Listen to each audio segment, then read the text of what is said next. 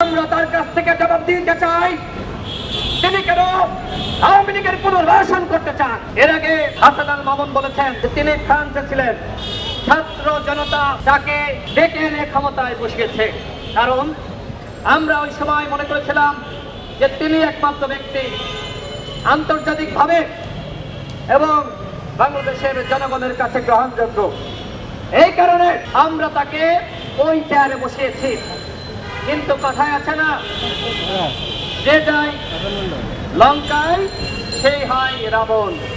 তিনি এখন আওয়ামী লীগের পুনর্বাসন করতে চাচ্ছেন। আমাদের স্পষ্ট কথা, আপনি প্রধান উপদেষ্টা হন আর আপনি যে উপদেষ্টা হন না কেন, আওয়ামী লীগকে বাংলার বাড়িতে আমরা পুনর্বাসন করতে দেব না।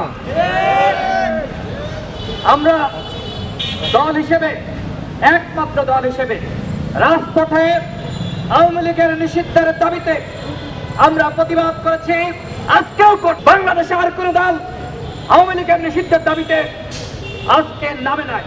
একমাত্র দল হিসেবে গণ অধিকার পরিষদ নেমেছে। গণ অধিকার পরিষদ কখনোই আপোষের রাজনীতি করে নাই।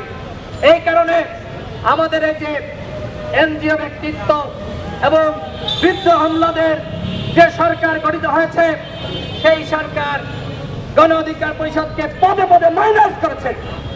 শুধু গণ অধিকার পরিষদ না, যারা আমরা বিপ্লবে ভূমিকা রেখেছি, যুগবাদ আন্দোলন করেছি, প্রত্যেকটা দলকে কিভাবে বিতর্কিত করা যায় সেই চেষ্টায় এই সরকার রয়েছে। আমরা 6 আগস্ট বলেছিলাম দেশকে সুসংগঠিত করতে জাতীয় সরকার ব্যবস্থা, জাতীয় ঐক্যের সরকার। আমাদের কথা রাখা হয়নি, তারা একটি একপাক্ষিক সরকার গঠন করেছে আমাদের ছাত্র বন্ধুরা। তো চালাও এখন। আমরা বলেছিলাম চালাইতে পারবা না, তোমাদের অভিজ্ঞতা নাই, দক্ষতা নাই। আজকে প্রমাণিত হচ্ছে তোমরা চালাইতে পারতেছ না। সরকারের সাথে তোমাদের দ্বন্দ্ব, সেনাবাহিনীর সাথে তোমাদের দ্বন্দ্ব, আজকে জনগণের করুণা গ্রহণ করার জন্য আজকে তোমরা সেগুলো সামনে আনতেছো। এতদিন কই ছিলা? 12 দিন আগের ঘটনা। কেন তোমরা যখন ডাকলো সেদিন কেন এসে প্রেস ব্রিফিং করলো না? ওই সেনাবাহিনী তো আমাদের ডাকে না, তোমাদের কেন ডাকে? ভাগ বাটোয়ারাই মেলে নাই। এই কারণে এখন সব ফাঁস করে হিরো সাজার চেষ্টা করতেছো। এতদিন কেন ফাঁস করো নাই? ক্যান্টনমেন্টে তো আমরা যাইনি, তোমরা গিয়েছো। কেন গিয়েছিলাম?